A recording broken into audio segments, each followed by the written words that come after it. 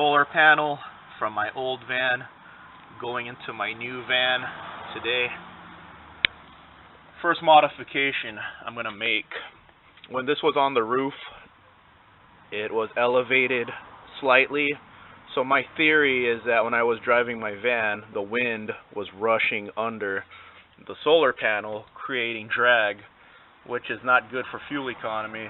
My new van's a V10, so I need all the fuel economy I could retain.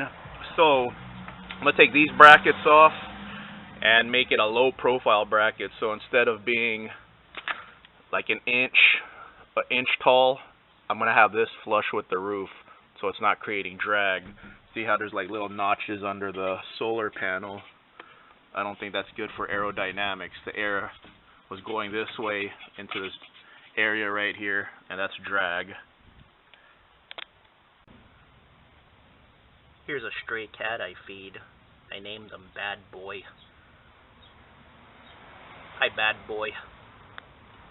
Bad Boy. Hi.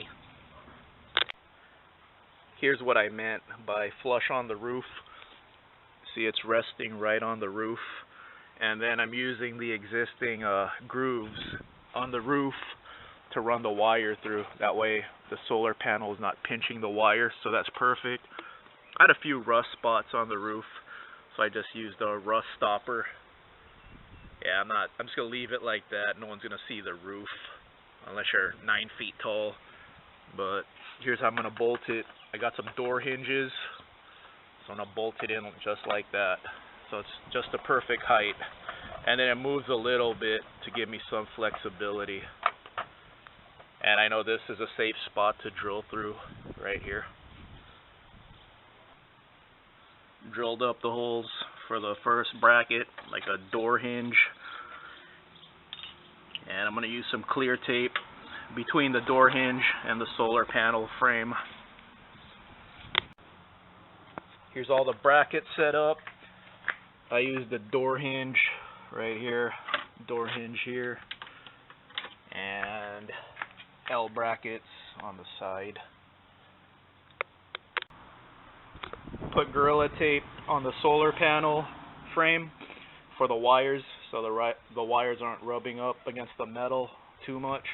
And then I'll put it in the grooves of the roof.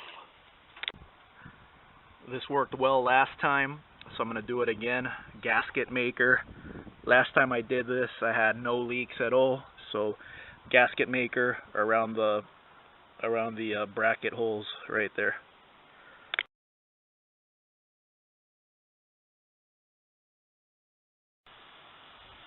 You saw the warning. Here it is. The reason I'm using ultra black gasket maker is because I used this last time I did solar, and I had to grab a screwdriver and pry off. Even when I got the screws off, I had to pry off the solar panel because this stuff is so strong. So I'm going to go with what works. Like I said earlier, you have to be 9 feet tall to see my roof, so no one's going to see this.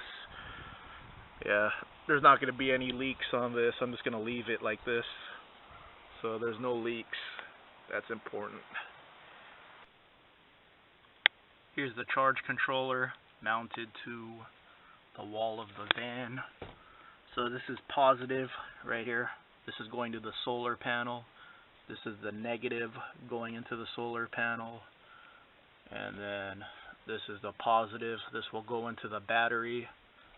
Negative going into the battery. Positive and negative for the USB and 12-volt port. So that's what it looks like right there. Here's my solar battery, Optima Blue top. Positive, positive, negative, negative. The thick wire is for the power inverter right here, my household plug. And then the little clamps, that's for the solar. So this is going into the charge controller, into the battery, and that's the solar charging the battery up. And then my seat, I unhooked it. See how it could tilt? The battery box happens to fit right under the seat. All I have to do is tilt it, slip the battery box under it and then just bungee it into the side. But when I put the lid on, the seat's resting right on top of it, so it's not going anywhere. So here's the box cover right here. So the inverter cables are going through this gap, and the solar cables are going through this slot right here. And then, like I said, all I have to do is tip this forward, and this will slip right under the seat, and then I'll just lock it. Here's the battery box in place. See, it's like right on the seat. And then I just lock the seat in place with that lever right there. Now the seat's not going anywhere.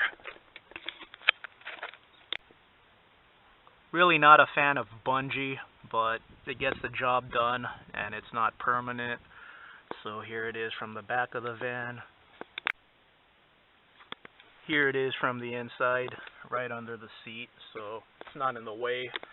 And here's the charge controller. The blinking means the battery is fully charged. 14.1 volts.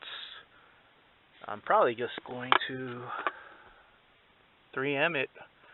3M it here. I think it's long enough, or just leave it under the seat. Figure it out.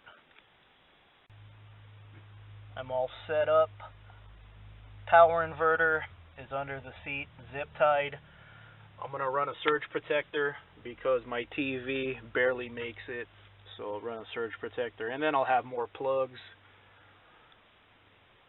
Battery is fully charged. Let's go ahead and try this out. Retron HD, flat screen TV, and I have power in my van.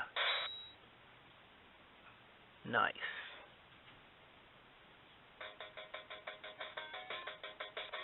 There it is. My van now has solar, and I have power with me no matter where I go. Surge protector is set up right above the wheel well.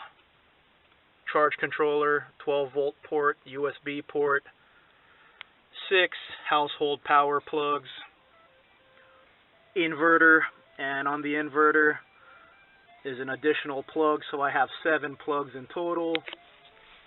50 running watts for the TV and the Retron HD. Retron HD is running straight off of the TV, off of a USB port. So there you go. A must-have mod. If you're rolling in a van, you gotta have solar and a TV and an NES and punch out.